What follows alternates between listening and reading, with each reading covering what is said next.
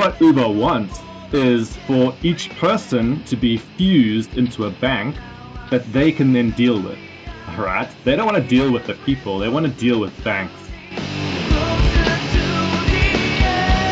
So if you're interested in like local economic development, digital money doesn't necessarily help you, right? So you get surveillance, you get a whole sort of change in who's actually getting the spend, as it were. So digital, in general, always helps bigger players rather than smaller players.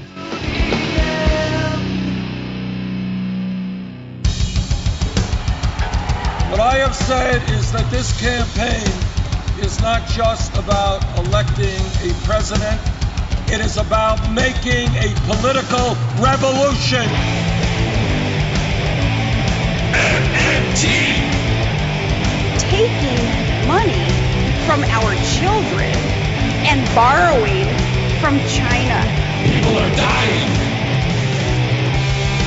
Is the program so critical it's worth borrowing money from China to pay for it? And if not, I'll get rid of it. Stop lying!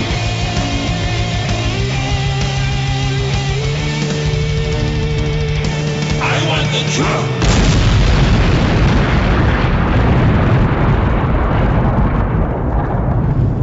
Now let's see if we can avoid the apocalypse altogether. Here's another episode of Macro and Cheese with your host, Steve Grumbine. All right, and this is Steve with Macro and Cheese. I've got Brett Scott joining me. Now, some of you all have heard Brett on the show before. We've interviewed him at Real Progressives. Brett is a really sharp guy on the international space, especially as it pertains to fintech and alternative currencies. Brett is a journalist, campaigner, former derivatives broker, and the author of The Heretic's Guide to Global Finance, Hacking the Future of Money, in which he covers the inner workings of financial institutions, including the cultural dimensions of the financial system. He works on finance reform, alternative finance, and economic activism with a wide variety of NGOs, artists, students, and startups, and writes for publications such as The Guardian, New Scientist, Wired Magazine, and CNN. So without further ado, let me bring on my guest, Brett Scott. Welcome, sir. Thank you so much for joining me today. Hey, Steve, it's great to be back. How are you doing over there? I'm doing okay. It's a little Yeah? bit of crazy times. I imagine it's probably pretty crazy in the UK as well. For sure. It's pretty crazy everywhere. Well, I'm actually from South Africa. I'm based in the UK, but pretty crazy in South Africa, pretty crazy in the UK. Yeah, you just recently won citizenship there in the UK too, as well, did you not? Oh, yeah, for sure. I did, yeah, which makes traveling quite a lot easier. Not that traveling helps very much right now, eh? Well, at least you know when it kicks back in, you got your papers, right? Sure, exactly. So last time we talked, we touched on Bitcoin and we touched on some blockchain type stuff, some basics of fintech, and it was really powerful. But with the situation we're in now with this COVID-19, particularly in a location where I work right now, just as a microcosm of the larger issue, we saw 500 union-based toll collectors get laid off, lose their job as a push to cashless tolling kicked in. And also, quite frankly, the effects or the perceived ill effects of the pandemic. And what happens if cash is transferring hands through a turnpike where individuals could pass the disease, so to speak, through handling money, physical money. And this brings me to a point where we had talked about the war on cash previously and how pernicious it is and the underlying political scene. And it seems like this pandemic could possibly be a real stealth moment here for this war on cash to really take hold. What do you see happening right now? No, you're totally right. I mean, it's undeniable that the cash system, which is the physical incarnation of state money, the physical government money, has taken a huge hit, at least in perceptions, you know? And as you mentioned, there's been a whole prior to COVID, a whole sort of what I tend to refer to and what you refer to there as a war on cash, which is this concept of the war on cash basically is designed to counter the mainstream narrative, which if you ever go into like normal mainstream media or normal conferences or you hear people speaking about the decline of cash, they normally speak about it as if it's a bottom-up process that just organically happens because people are just choosing to use digital systems. And they always never talk about the huge institutions and powerful parties that have a very strong interest in seeing the decline of the cash system, in particular the banks, the payments companies, and also various state actors who actually want to destroy the cash system sometimes overtly, So the war on cash refers to the sort of the top-down push from powerful actors to degrade the cash system and make it harder and harder to use. So that's what we refer to as the war on cash. But of course, now COVID has come along and has dealt a further blow to this. And some of my recent work has been looking at the dynamics of that and how to counter this process. And one of the biggest, first things to note about this is that the actual scientific evidence of cash being a significant transmitter of COVID is very weak. The German central bank, the Bundesbank, came out saying cash poses no particular risk of infection to the public. One of the big infectious disease institutes in Germany also said exactly the same thing. They said virus transmission through banknotes is not significant. Bank for International Settlements, which is the big bank that works with the central banks, they said exactly the same thing. Actually, they said more. They said that credit card terminals and PIN pads, the things you push to type all those terminals, are more dangerous than cash. All right. So there's a bunch of scientific evidence that suggests that there's a very low transmission via cash, but nevertheless, the public perception has been somehow that, the whole physical world is under suspicion right now, right? So Sure, yes. Physical versions of money are also under suspicion. And in places like the UK, I don't know what it's like in the US, but in the UK, for example, when lockdown first happened, they only let some of the big supermarkets stay open, and all those supermarkets were broadcasting anti-cash messages over their loudspeakers as people walked through those stores. So the entire population of the UK was being pushed through these stores, being told that cash was dirty. So of course, the banks and payments companies who run the digital system are absolutely loving it. They're totally loving it. So let me ask you then, obviously the fear is real. I mean, we've got people wearing masks everywhere we're going now. Maybe that's really good sanitary practice, but it's definitely outside of the Asian world, a new thing for the Yankees over here in the US. The idea of submitting to a central authority telling us to do these things is countercultural to the US freedom of spirit, so to speak. And you look at cash and you think this is the one thing that everybody, their vision of what money is a piece of paper. So for them to not have cash would be just crazy, just culturally speaking. Absolutely, yeah. This is a much larger issue, it seems, than just a technocratic discussion. There's a whole social component to this that I think that plays into a lot of the battle that we're about to face. Absolutely. I mean, even when you look, if you page through the Financial Times or any other big financial newspaper, and you ever look at what visual imagery and what pictures they use to show money, they always show cash, right? Because it's what people think about mentally when they're thinking about money. And of course, a paper like the Financial Times, most of the transactions they're talking about are these huge corporate transactions, right? Which all take place via the banking system and digital money, right? So the corporate world works on massive bank transfers. They don't use cash. All right. Right. The people who use cash are often the most precarious people in society, the sort of the little people, as it were. But yes. Nevertheless, even when we're talking about massive corporate transactions, the visual image that we still use the cash imagery, right? So there's a whole sort of psychological element to how people think about money. People have no idea how to conceive of what digital money looks like. Well, I can tell you what it looks like. It looks like huge corporate data centers, right? That's what it looks like, right? But you don't ever get to see those. So most people don't know what they look like. Okay, so there's no visual imagery for digital money. And by digital money, I mean just the ordinary money in your bank account. That's all digital. Yes. And so there's that, but there's also all these like cultural elements. And I also want to say class elements. Yes.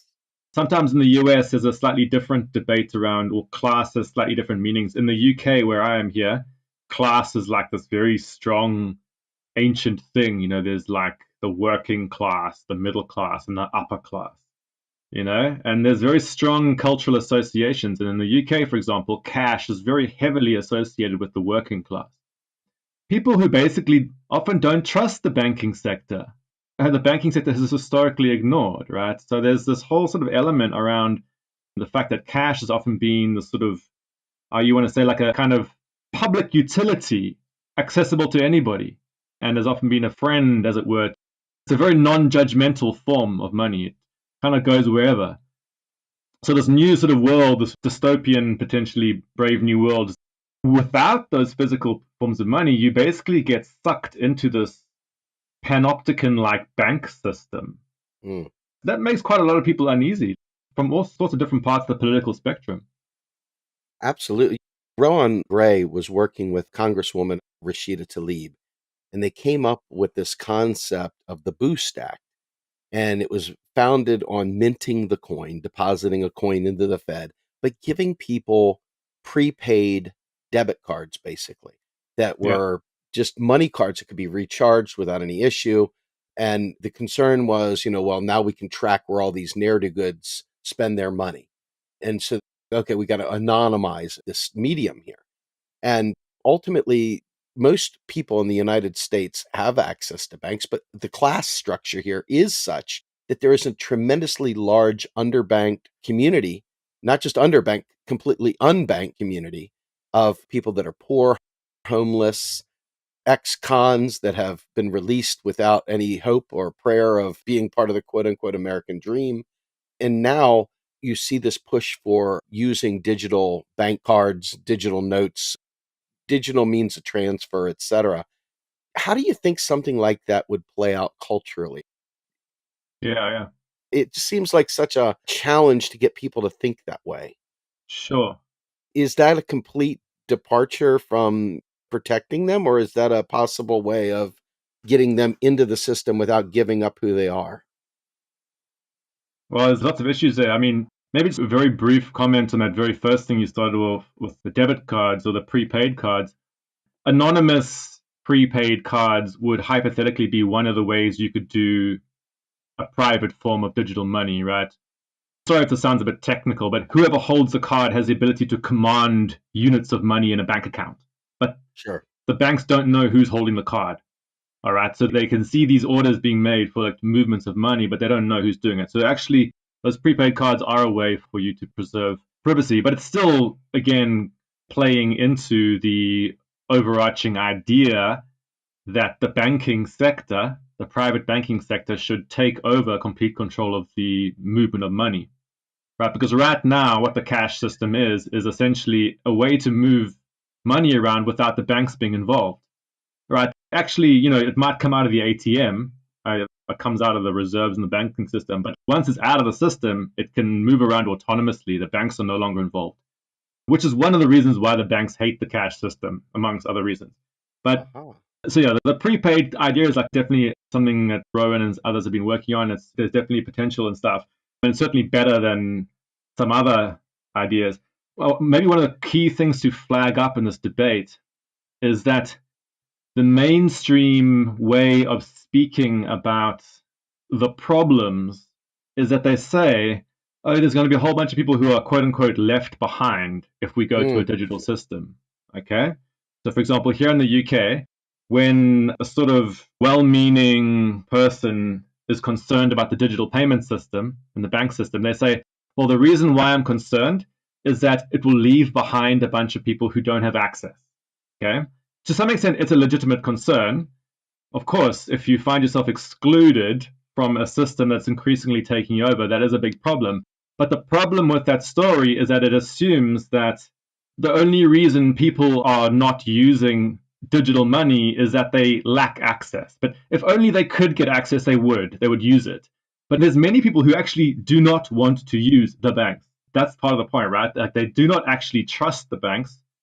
They do not culturally feel like banks represent them. They often feel like banks are the preserve of elite, wealthy people. And actually, they like cash.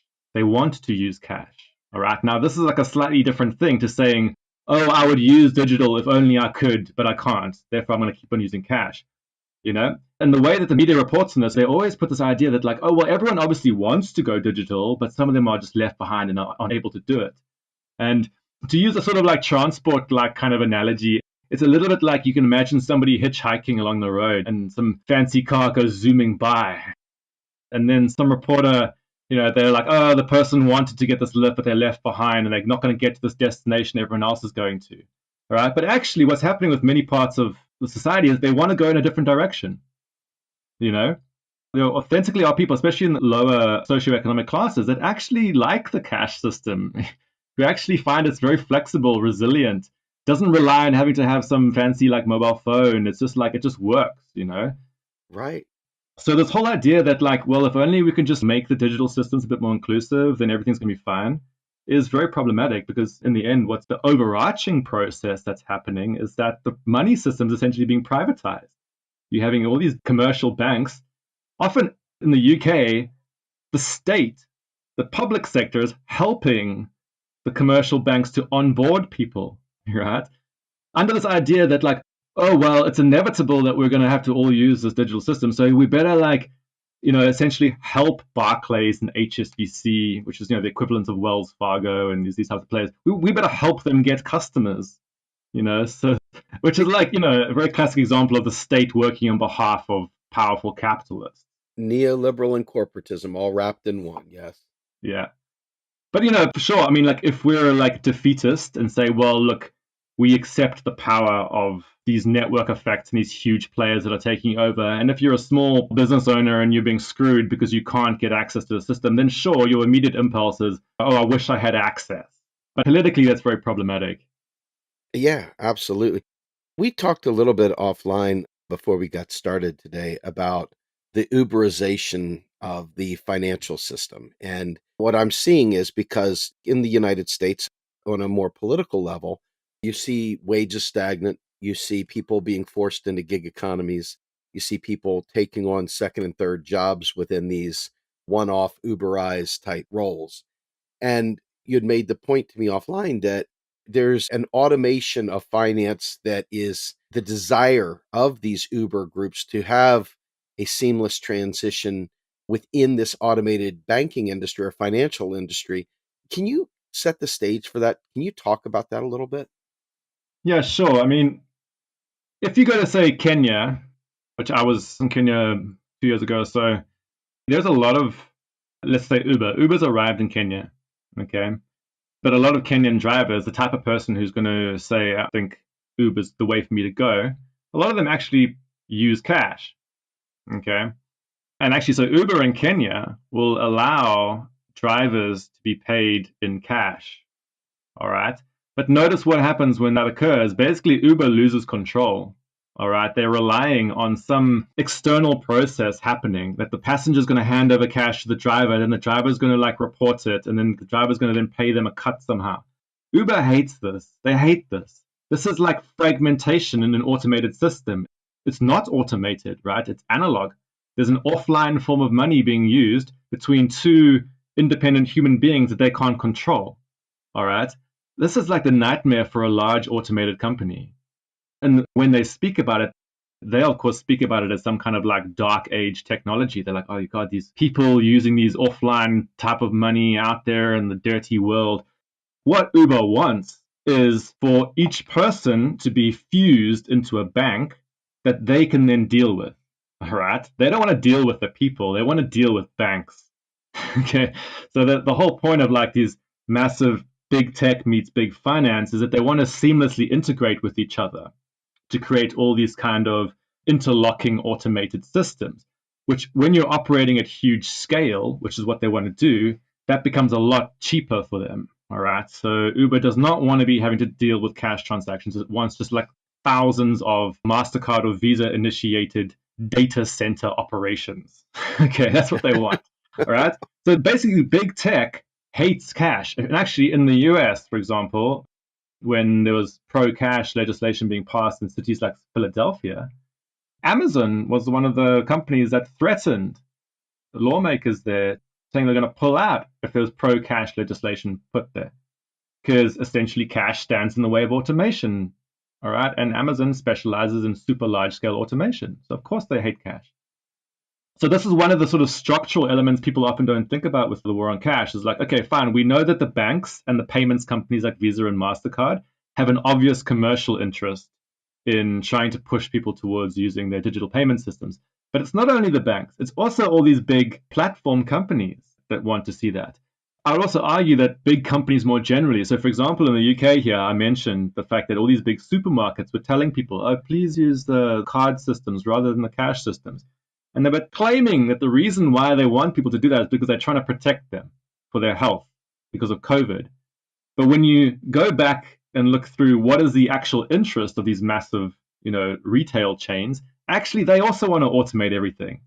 All right. So actually, they would also prefer to deal directly with the banks than to have to deal with cash as well. So often this COVID stuff is now being used to try and accelerate stuff that these guys wanted to do anyway and were trying to push people towards anyway. Wow.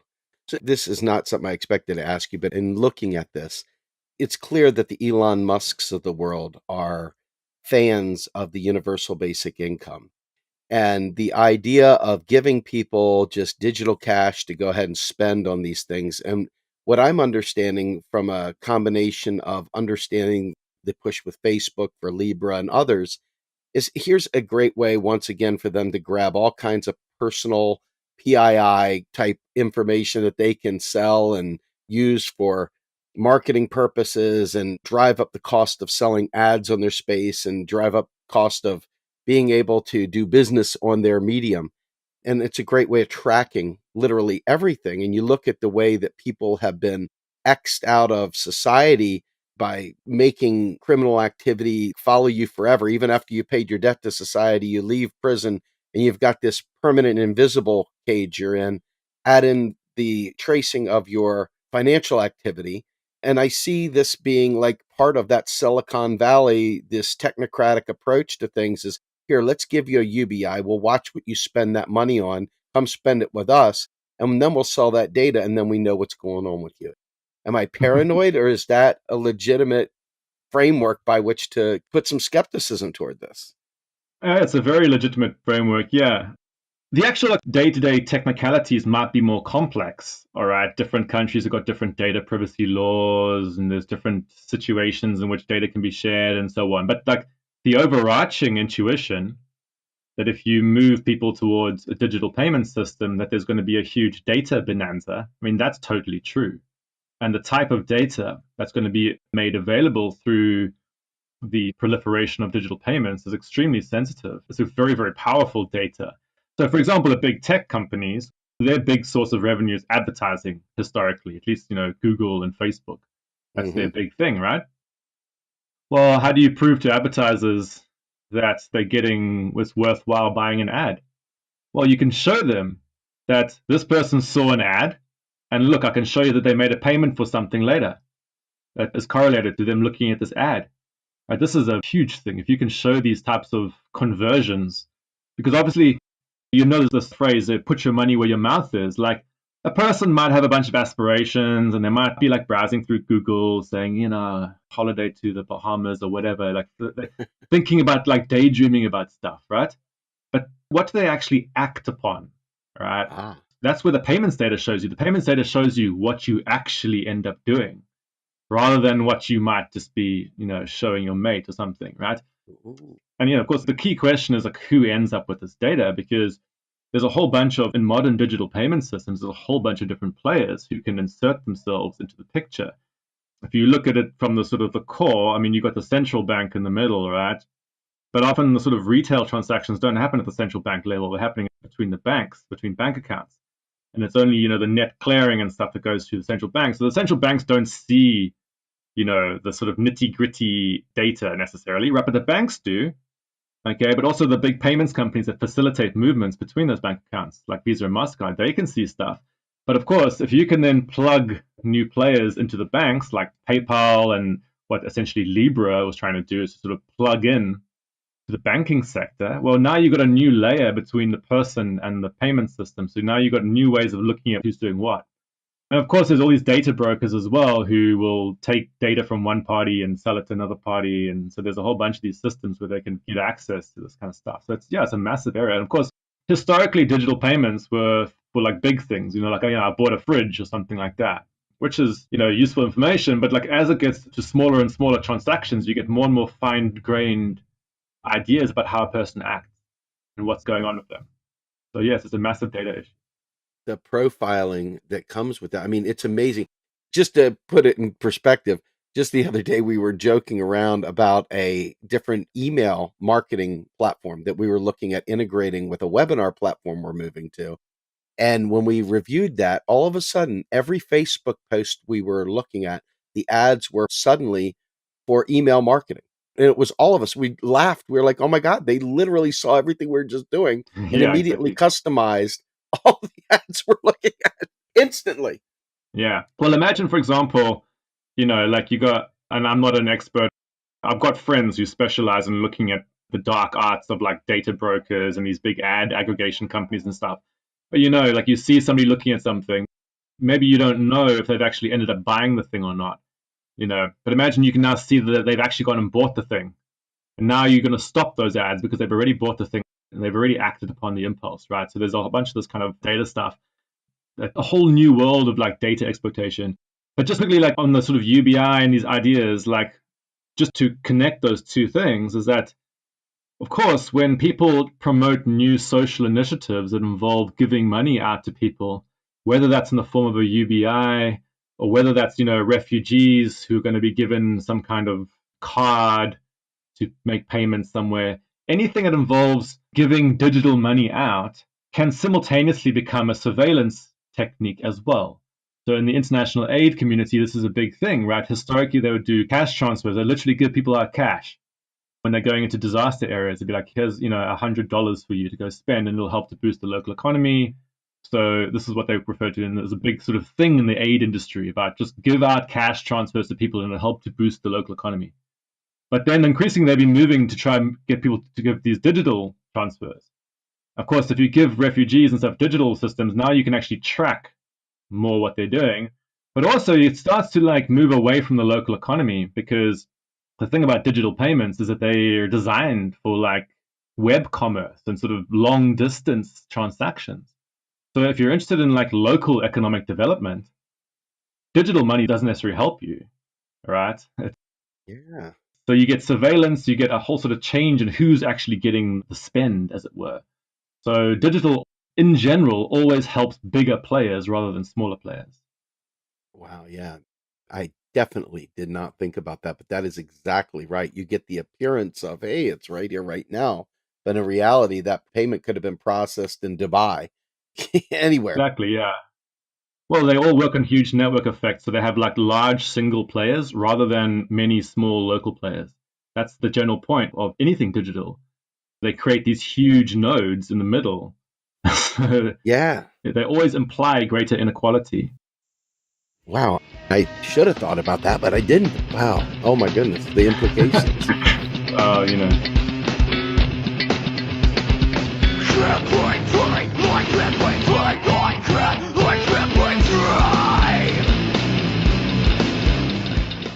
You are listening to Macro and Cheese, a podcast brought to you by Real Progressives, a nonprofit organization dedicated to teaching the masses about MMT, or modern monetary theory. Please help our efforts and become a monthly donor at PayPal or Patreon. Like and follow our pages on Facebook and YouTube, and follow us on Periscope, Twitter, and Instagram.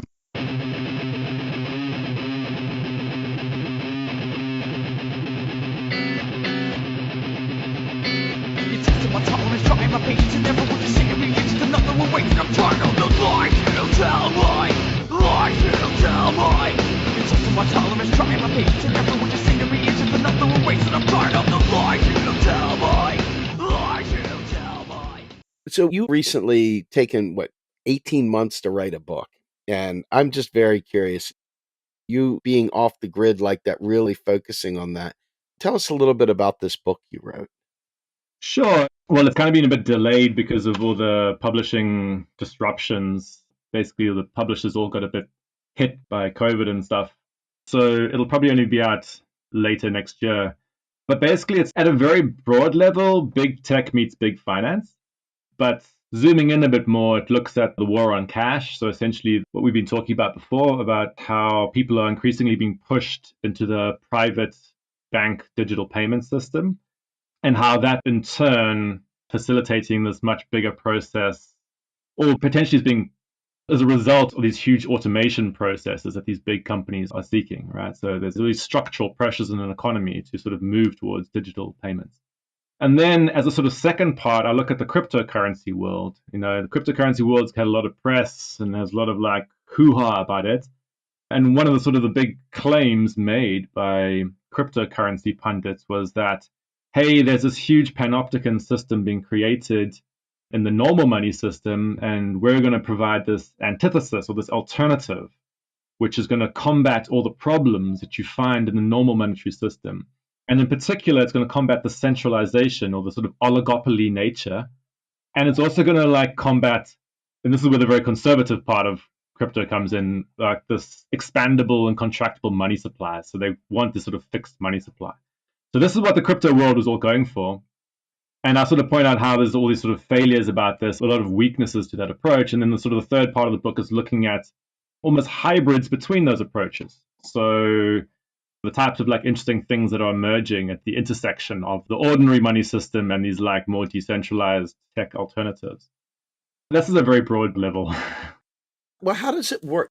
I'm curious about this because obviously, we just had Scott Ferguson and Ben Wilson on a few weeks back regarding their uni, which is sort of a digital currency. It's a currency that can be used by university systems, leveraging the land that they have as kind of an ability to leverage assets and to be able to create a payment system for tuition and food and housing and other such things.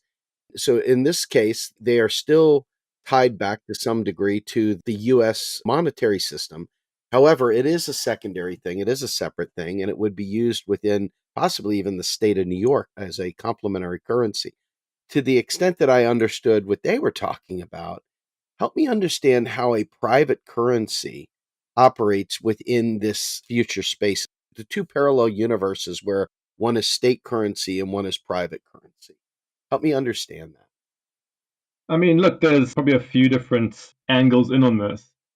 So de facto, in general, across most of the world's countries, there's this dual money system in the sense that there's both the state in the form of central banks and treasuries, and there's also the commercial banks.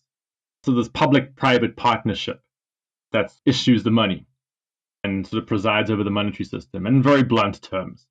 That's what all countries have, and like the Eurozone here, like in France and stuff, it gets more complicated because you've got this meta state type thing. But this is the basic lay of the land.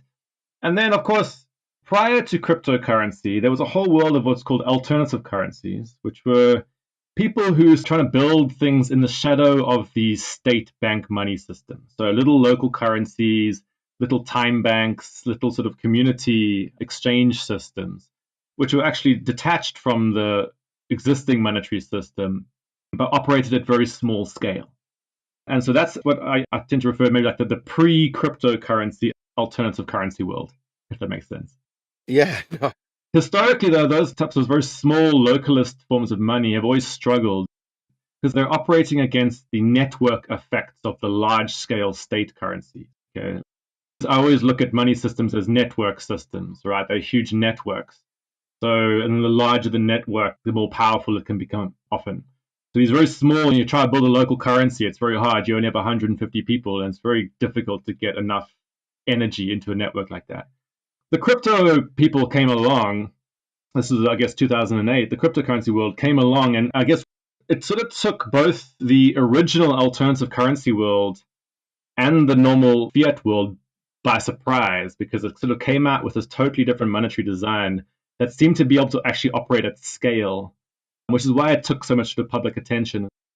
So actually, the original alternative currency world suffered because people kind of forgot about them and kept fixating upon Bitcoin. So every time I go to a party, for example, and I say, hey, I'm involved in alternative currencies, the first thing somebody says to me is like, oh, Bitcoin, you mean Bitcoin, don't you? It's like, no, actually, do you realize like for hundreds of years prior to Bitcoin, there were people attempting to do all sorts of other things that often had far more advanced monetary design than Bitcoin. Bitcoin has got very advanced technological elements, but it's very crude from a monetary perspective. It's very questionable whether it's money at all. So that's what they say that there was this kind of crypto invasions, as it were. But in reality, what's actually happened So I'm not sure if I'm answering your question entirely here, but like what's happened is like if you had to imagine the Bitcoin invaders as being like, barbarians charging towards the gates of Rome, at least this is what in their heads they like to think this. What's actually happened is that they sort of just settled on the outskirts, in the fields outside, and actually do large amounts of business with Rome. Actually are mostly interested in getting the Roman currency. All right, that's what most crypto trading is that you try and buy and sell it for US dollars. So the whole idea of this revolution occurring is like slightly bullshit. But in the end, it did create a lot of excitement and interest around the idea of an alternative, but actually failed to authentically do that. And one of the reasons why is that the monetary design of Bitcoin is so crude. I mean, all that the system does is enables people to issue tokens and move them around, right? But you have to ask yourself, like, what are the tokens? The tokens in the Bitcoin system are literally just blank objects. They have no characteristics. It's literally like taking a blank piece of paper and issuing it out and then hoping that it becomes a monetary system. And there might be a very advanced technological way that they're issued out and moved around, but at a monetary level, it's super crude, which is why it hasn't succeeded. So the interesting thing right now, going forward in the alternative currency space is, okay, can we take some of the strong elements of the crypto movement, some of the technological advancements, but then borrow from the other alternative currency movements like mutual credit systems and stuff like that, which I can explain, borrow from them the monetary designs and actually come up with these really interesting types of alternative currencies that would potentially authentically be quite empowering to people. But yeah, in the end, the normal monetary system is also a totally legitimate place to try and create social change. So, for example, I know with you guys, you're very involved in the MMT. MMT type thinking and policy proposals or descriptions are all related to the normal monetary system and how you can use the normal monetary system for positive social change. So you don't have to be doing alternative currencies. Right. Wait, let's talk about that. I'm going to butcher this, but you said mutual, what was it? Mutual credit. Okay, so within mutual credit, talk to me about this. This is my first pass through on this concept. Okay. Well, I have the impression that the listeners to the show have probably been involved or heard about the sort of MMT movement. Absolutely. Chartalist money theory, right? So, but if you zoom out, chartalism and MMT are part of a broad paradigm of money theory. I just call it credit theories of money. Okay? It's the idea that you can pay people by making promises, essentially, right? That money is an accounting system, but it's also issued out in the form of essentially promises, right? Or IOUs. And this is a very crude, simplification, but in a lot of old school commodity thinking about money, so credit theories of money are often contrasted to commodity theories of money. In commodity style thinking about money, it's assumed that the money has to be found somewhere. And once you find it, you can then dangle it in front of somebody to induce them to give you something, right? This is how normal economists speak about money. It's like you're holding this value in your hand, and then you'll dangle it in front of somebody, and then they will give you value in return, all right? Whereas, of course, in credit theories of money, the idea is that, well, I don't have to have anything. I can just issue promises to get somebody to give me something, okay? And if they trust this promise, then that becomes a unit of money. Well, at least it's a proto form of money. And when you get into stuff like chartalism, the idea is that you have extremely powerful players are very good at issuing those promises, all right? So people like states have a very high chance of having their promises accepted. Sure. But going to mutual credit systems now, it operates under the same intuition that you can issue promises to pay for things, but it tries to do it in a different structure. It says, well, we don't need a large state to be doing this. We can do it as a community, all right? We can set up a shared ledger between ourselves, I mean, you could just set up an Excel spreadsheet, for example. Actually, let me give you a very simple example. Imagine it's in a shared house. There's a student house, all right? And people are doing different chores. They're doing different things in the house. And rather than keeping an informal tally in your head of who's done what, you just set up an Excel spreadsheet. And as somebody does something for the house, they get given a positive credit, and everyone else goes a bit negative to reflect the fact that they've received something from somebody, and that this person at some point has the right to claim stuff back from the house. Okay. That would be a very simple mutual credit system, but these systems are basically set up such that people can go in, offer their labor to other people, and in exchange get given a positive credit while the other people get negative credits. And then the person can take their positive credit back into the system to redeem it for goods and services at a later date. So these are mutual credit systems, and they're one of the most ancient forms of monetary system. Arguably, like the commercial banks and stuff operate a very large-scale mutual credit system between themselves. Yeah, I hope that made sense there. Like, essentially, the systems for issuing promises and moving them around between people.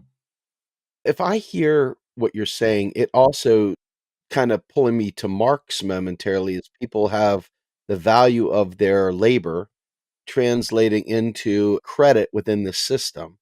And I have a feeling there's some people out there, especially in leftist anarchist circles, that would really like this quite a bit. Sure, yeah. Mutual credit systems tend to be associated with mutual aid, and mutual aid sort of comes in under the anarchist tradition. Sure, absolutely. Is this a speculative thing, or is this happening in any incubators, or is this happening in real life anywhere? Oh, well, I mean, it's happened for hundreds of years. I mean, it's one of the most... No, I mean today. In our current system, I don't see too much. Everybody's kind of been plantation. They're all stuck in cities now and stuff. I'm interested, are there successful uses? Sure. One of the most well-known ones in the European context is a system called Sardex, Sardex, which is actually run by a friend of mine, Giuseppe Laterra, who's based in Sardinia, and it's a big mutual credit system that runs between small businesses in Sardinia. So if you think about this idea that you can pay people with promises, actually for small businesses, this is very useful because think about a small business that's got cash flow problems where you have to have a certain amount of money before you can get an inventory that you can then sell to others, right? So traditionally what small businesses would do is that they go to a bank and they say, please can I borrow a bit of money so that I can buy my inventory so that I can then go and sell and then I'll repay you. Okay. But when there's financial crisis, these small businesses are often the ones that get hit first by banks retracting credit, saying, no, we're actually not going to finance you. That's why, small businesses are very susceptible to being hit by these big crises. But systems like Sardex essentially enable these businesses to issue IOUs, issue promises to other people in the network to say, hey, can I get stuff from you? And here's a promise. And then those promises circulate as a unit of money, all right? So interestingly, and this is where you have to get really familiar with credit theories of money, which I think you are, but a lot of people are not used to thinking like this about money. In the first instance, money is actually created as credit. All right, it's actually created through issuing these promises. So actually, you can have a small business lending system and a monetary system combined into one.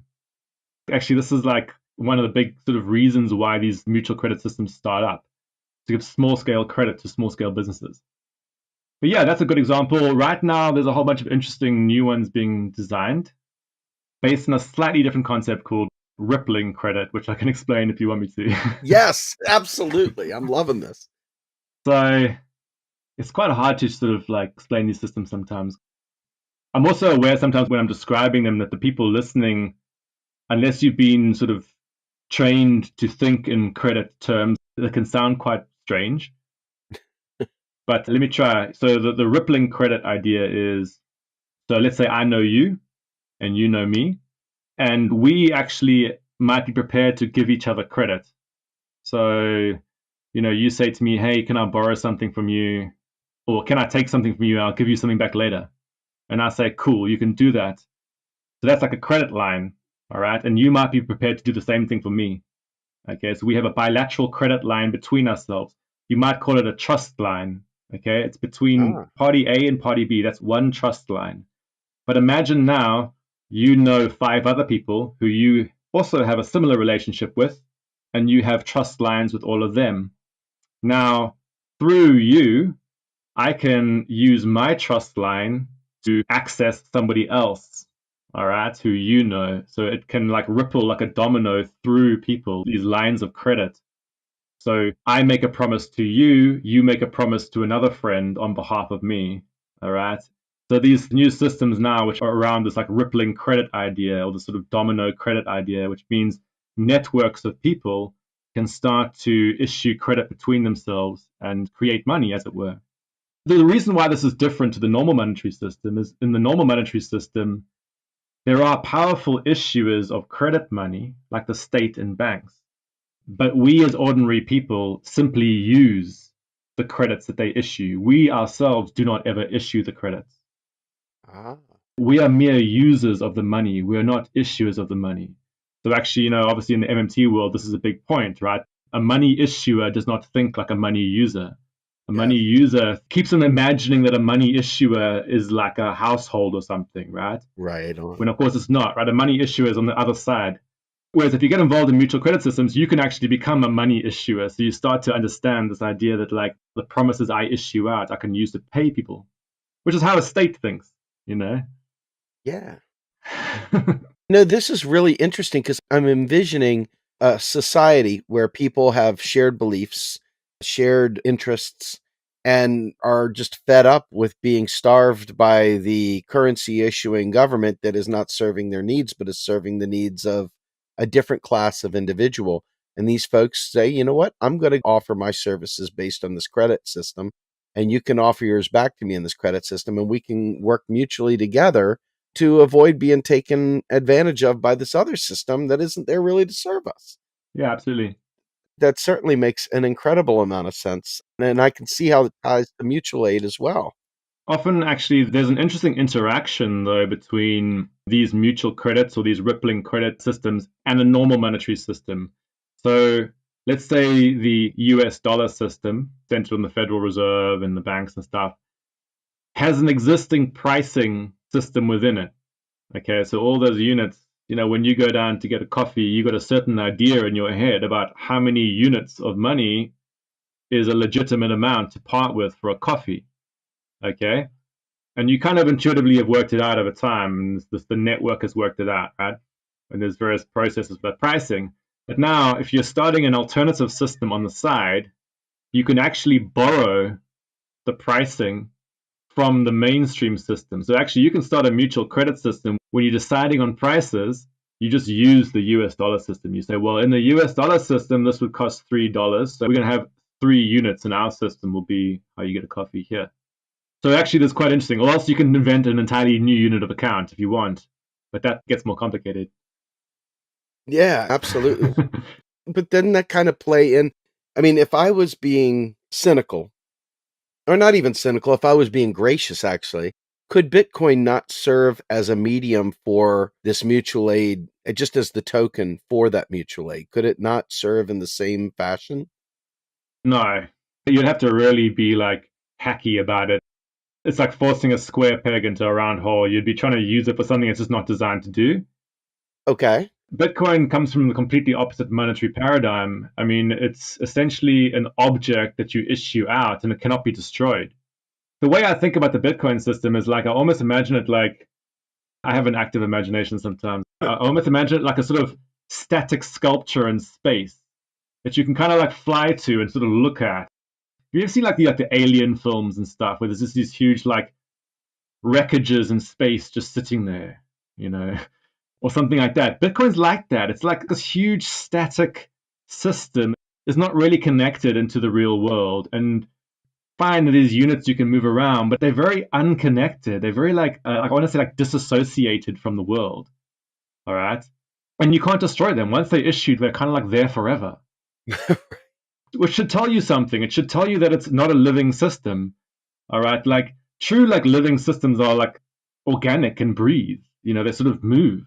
Expand and contract and stuff, whereas Bitcoin just stays the same. It gets bigger. Very inelastic. Yeah. Yeah. So like there's something about it which is fundamentally not very good at responding to organic human action. Whereas so these mutual credit systems, what would tend to happen is you're issuing promises out, so it's expanding, but then the promises come back and they get destroyed. So it's always going from zero and then expanding and then contracting, expanding, contracting, breathing.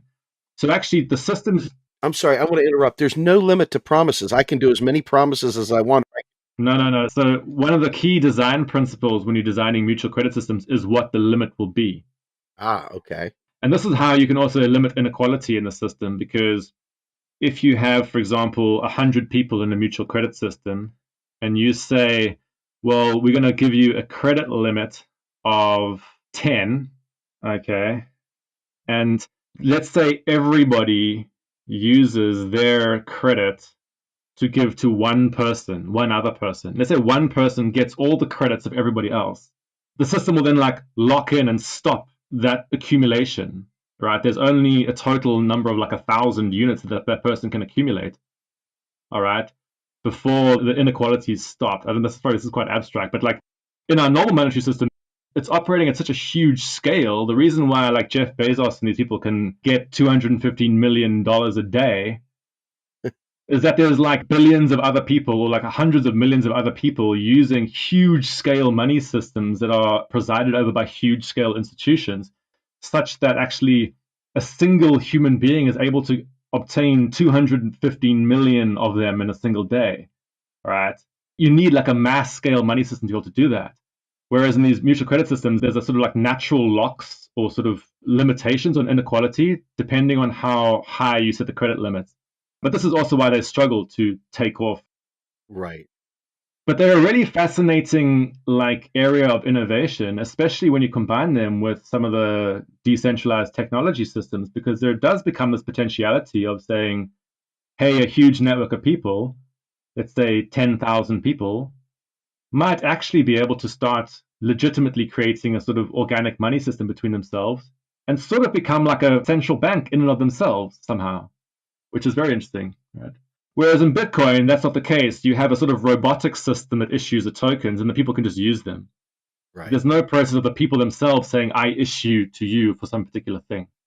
Well, the reason why I said it the way I said it, and I hope for our listeners that have heard us talk about crypto and Bitcoin in the past, for those who maybe haven't heard that, I know that these are the sorts of things you dream of Bitcoin doing and you fancy it doing. And by setting the stage here to show the obvious shortcomings, if you will, or limitations of it, you can clearly see that it cannot do that which a sovereign currency can do. Or in this case, even these mutual systems seem like a great way of augmenting possibly inaction from the currency issuing authorities, if you will, in the current state system.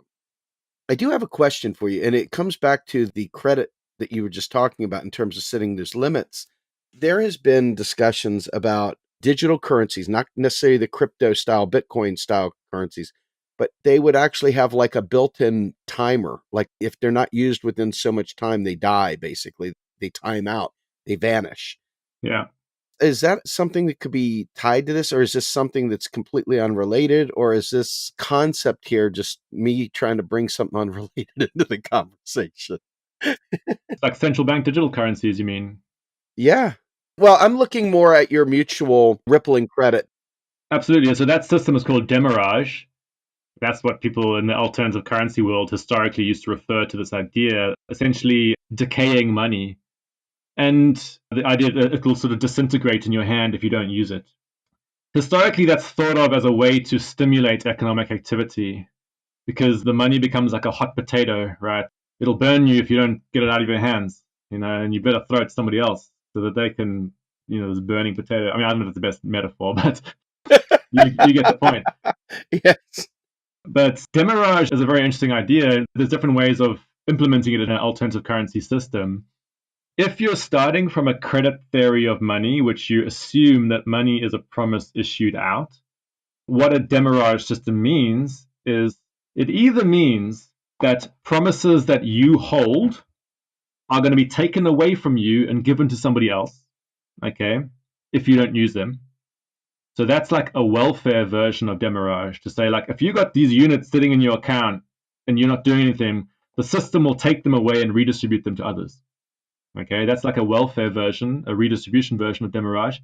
There's another version which says, okay, if you've got these promises sitting in your account and you don't use them, the actual promise will just weaken. It'll just get less. Less will be promised to you. So the person who issued them out will be let off the hook. The basic idea is like, if you have to imagine it as a bilateral relationship between me and you, and let's say I did something for you, and you issued me a promise saying, I recognize that you did something to me and I owe you something. And then I never choose to redeem that back to you. what the demurrage system is basically saying is that at some point will no longer have a debt. Okay, it'll just disintegrate unless I actually go back and demand something from you. So there are ways in these mutual credit systems to say, hey, if you're just sitting on tokens, you're just sitting on promises and you're not using them, actually you lose your right to use them. It's controversial, of course, because if you're trying to be a saver, if you're trying to save, this becomes a political issue. But it's definitely a way to stimulate activity in a mutual credit system. I love it. Thank you so much. And I appreciate you bearing with me because I spend so much time in the MMT land that expanding into some of these other things is a real joy to hear, some of the alternative views. And you are just such a wealth of knowledge. Let me ask you one final thing before we get out of here. You have been obviously writing this book. What are some of the things that you're going to be working on in the future? You're always involved in such really neat stuff. Yeah, well, right now I'm currently involved in helping to try and campaign around protecting cash in the UK. That's one project. I'm also helping to try and start up this new alliance of next wave mutual credit systems. So the kind of stuff we've just been talking about, or rippling credit systems. So we're trying to start an alliance of different people who are interested. Let's say people who are fed up with the original cryptocurrency systems, but who want to forge a new positive direction using that technology. So there's a lot of fed up developers who are tired of the old rhetoric of Bitcoin and stuff, who actually want to do something interesting, but are looking for a new direction. So that's a new sort of alliance we're bringing together with some of the old gurus of alternative currency. I've also started this new newsletter on Substack, which is around, I'm really, really fascinated by drawing pictures. My mother's an artist and she's a drawing teacher. And so I always grew up in this kind of artistic family, and I'm like, I love the idea of visually representing finance and money to actually make it like visible to people so we can start to be less abstract about it. So this new newsletter, that's what I'm going to start doing. I'm going to start like slowly drawing out monetary systems and then getting artists and professional illustrators to start coming in and nuancing out my pictures. So I'm quite excited about that one. You can find that one if you're interested. It's brettscott.substack.com, and that'll be launched soon. Well, I just subscribed just now, buddy. Yeah, and it's going to be a work in progress. I think it's going to start out fairly rough, but then over time, maybe some really interesting stuff could come out of it. I'm quite interested, actually, to see what happens. No, thank you so much. So, Brett, I really appreciate you taking the time to meet with me today. And as you know, I mean, look at our inboxes. We've been playing tag now for almost a year. So this was a real joy for me to have you on. And I really appreciate it. Yeah. Thanks so much for having me. It's great. All right. Well, look, you stay safe in this COVID-19 world. I wish you the best of luck with your blog and the efforts that you're undertaking. And with that, I'm Steve Grumbine with Macro and Cheese. My guest, Brett Scott. We thank you all very much. We'll talk to you soon. Have a great one. We're out of here.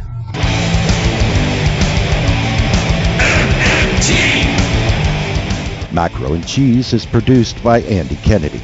Descriptive writing by Virginia Cox, and promotional artwork by Mindy Donham. Macro and Cheese is publicly funded by our Real Progressive Patreon account. If you would like to donate to Macro and Cheese, please visit patreon.com/realprogressives. I want the truth.